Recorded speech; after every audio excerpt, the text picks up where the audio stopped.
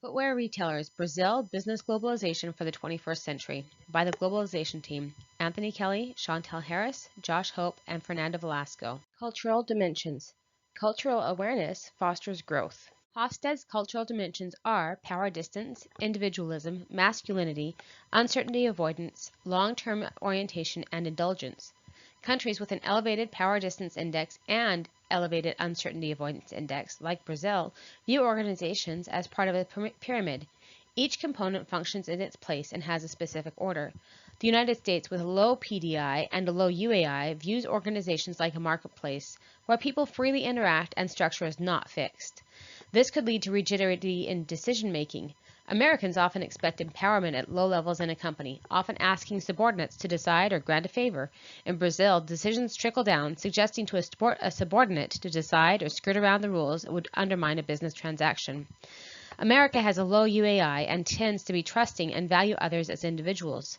Because Brazil has a high UAI and is cohesive, you can also expect a high level of suspicion towards outsiders. It will take time to build relationships of trust. These relationships will be built over time at meetings and meals. Sharing meals and building relationships of trust will help navigate the complications of Brazilian society. Cultures vary between confrontational and non-confrontational, emotionally expressive and non-expressive. The U.S. is less emotionally expressive than Brazil, and therefore more blunt and direct. In Brazil, emotions are more apparent in communication, yet they give indirect feedback more often than Americans, indicating a high context clue culture. Managers from the United States should be straightforward but not rude with Brazilians. In a confrontational culture like the U.S., disagreement is open and often encouraged in work groups to solve problems and motivate the workforce. In non-confrontational cultures like Brazil, disagreements and debate will affect the group performance in a negative way. It is important to note that Brazilian culture is built on respect for elders with a cultural hierarchy. If you want to have effective communication with a Brazilian, keep it simple, respectful, and polite. Negotiations are all about trust. Our negotiating team must be prepared for a trust-building process. It cannot be built overnight. Time and money are the two most important investments our negotiating team will make in order to do business with Brazilians. Individual trust is built but does not secure a trusting relationship throughout the company. If personnel change, negotiations may start from the beginning. Our team would not only need to be polite and respectful, but aware of the words that come out of their mouths. Brazilians may be easily offended. Remember, you can never go wrong with a little compassion and interest building in a relationship with a Brazilian. When separate points of view arise, acknowledge the other party's view. Try to understand it and explain how your viewpoint is the same as theirs. This will help bridge any gaps in understanding and encourage a cohesive relationship. Then you can explain where your viewpoint differs from theirs in an agreeable manner. In this area, we will cover the political and legal logistics of business in Brazil. Let's take a look at Brazil's political structure. Brazil has a federal representative democratic republic. There are three independent branches: the executive, legislative, and the judiciary. The executive branch is led by the president, who appoints a cabinet of ministers. The cabinet consists of a chief of staff, secretary of government, institutional security cabinet, central bank, and 21 ministries.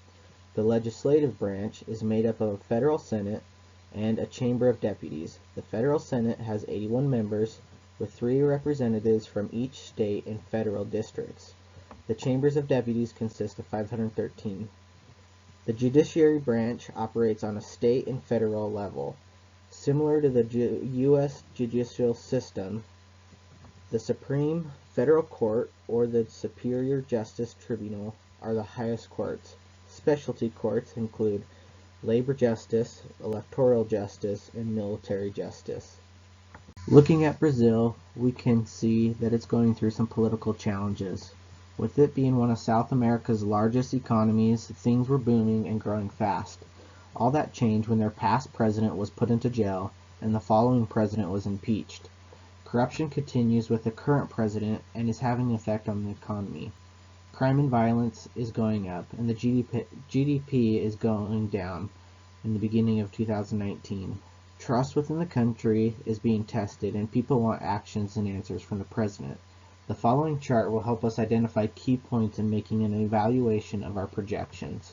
As we can see from the chart, Brazil has a freedom score of 51.9, which places it at 150th freest in the world. Its trade freedom comes in at 69. Its monetary freedom scores at 75.5, just under the world comparison. One of the things that sticks out, though, is the fiscal health. It scores at 5.9 when the world average is coming in at 68.6. Quite a difference. It also has a lower than average government integrity, which scores at 28.1 compared to the average of 41.5. Overall, there will be some challenges in working out products in the country, but it has some really strong points that will help us in obtaining our goals. To do business in this country, it is needed to know what are the restrictions and benefits for foreign investment. Brazil ranked 109 out of 190 countries in the 2019 Ease of Doing Business report. The government regulates the entry and commercialization of several goods.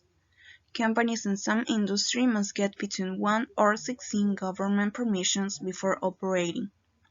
In addition, the restriction on foreign investment is in 6 industries: aviation, mining, hydroelectricity, government contracts, rural land, and communication. Buy Brazil was a policy that helped Brazilian businessmen to pay lower taxes in 4 industries: clothing, footwear, furniture, and software. That policy ended in 2012, but it may come back to increase local production. Brazil also promotes foreign investment. The government is working to improve regulations and make things easier to attract investors. Companies that operate in rural locations pay lower taxes, and there are free economic zones like Manaus, Macapá, Boa Vista, and Bonfim. Brazil is part of multiple trade blocs like Mercosur. This is a South American trade bloc that promotes free trade and movement of goods and people. Understanding the economic and currency exchange in Brazil. Over the past 5 years, the Brazilian real has decreased in value, as shown in this graph. We see that in January of 2015, $1 US was equivalent to 2.68 Brazilian real. In January of 2019, $1 US was equivalent to 3.64 Brazilian reals. In this time, changes in the global economy and the local economy have resulted in a decrease in value of the Brazilian real. China's slowdown in economy is an important factor to consider. China is one of the largest economies in the world next to the United States. The two countries are at a trade war, where tariffs have been placed on goods transported in and out of the United States. This has caused investors to pull out of emerging economies such as Brazil and find solace in more matured economies like the United States. In addition to this, the financial crisis in Argentina has played a role in the fluctuations of the Brazilian currency. Brazil and Argentina are trade partners within a Latin American trade group. They heavily rely on each other in the industrial goods sector.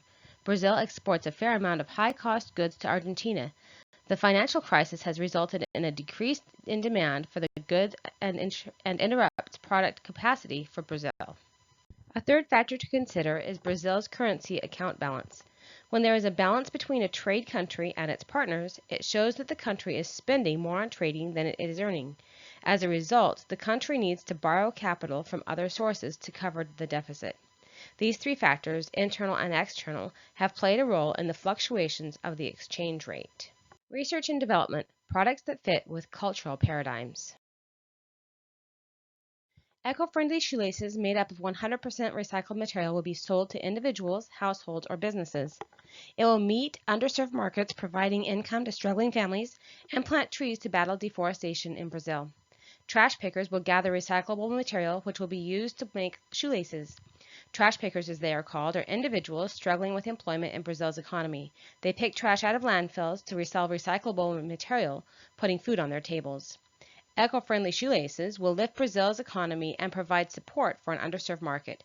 Additionally, our partnership with One Tree Planted will battle deforestation, giving money to plant trees and increase sustainability of the Amazon, where every tree is important. Other vendors out there promote similar products, but none are eco-friendly. Our temporary competitive advantage is social impact. We will be able to address 2 important social issues in Brazil and maximize our outreach. Possible kickback would be distribution on the distribution side of our product. We will use natural gas vehicles in our distribution of raw materials and products. Brazil's economy still relies on the use of natural gas vehicles.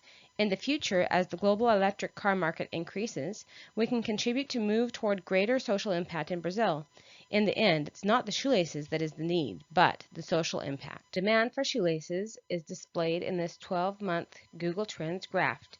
100 is the highest and 0 is the lowest. The average searches for shoelaces is 75.827 per month, with a standard deviation of 10.586. Searches with a value over 50 will be very viable products. This product average is over 75, making it an excellent candidate for the Brazilian market. Brazilians love shoes. Clean shoes are a sign of a conscientious person. Street vendors will polish your shoes, but at a cost of time, and who knows what's in that. Enter Lindos Sapatos, beautiful shoes. Disposable, individually wrapped cloths will be sold through convenience stores, box retailers, and vending machines. Vending machines are very popular in Brazil and grossed more than $300 million in 2013.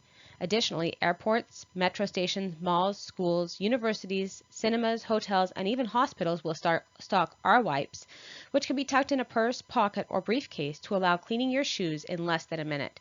This product may be duplicated by others, but it will take time while Lindos Sapatos storm the market with easy, on-the-go shoe cleaning options. The demand for clean shoes is displayed in this Google Trends 12-month graph. 100 is the highest and 0 is the lowest. Shoe polish is the best translation for this product. The average searches for shoe polish are 66.26 per month, with a standard deviation of 13.791. Searches with a value over 50 will be very viable products. The demand is slightly less than shoelaces, but demand will increase as product awareness increases.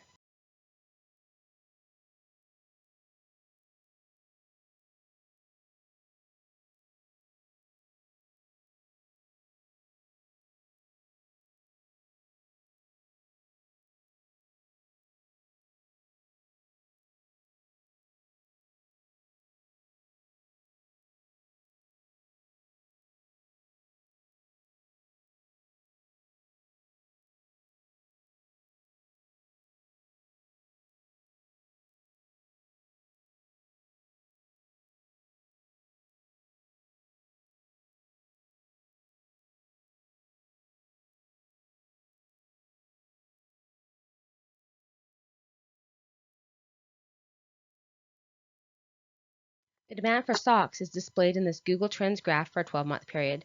Again, 100 is the highest and 0 is the lowest.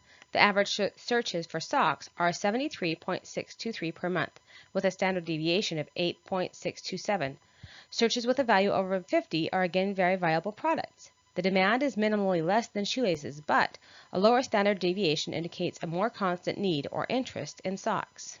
Overall, the three products we have presented, eco-friendly shoelaces, shoe wipes or Lindos Sapatos Pano, and socks, are very viable products in Brazil. The Brazilian footwear market is an excellent step into globalization and the future of footwear retailers. Thank you for watching this presentation for Footwear Retailers.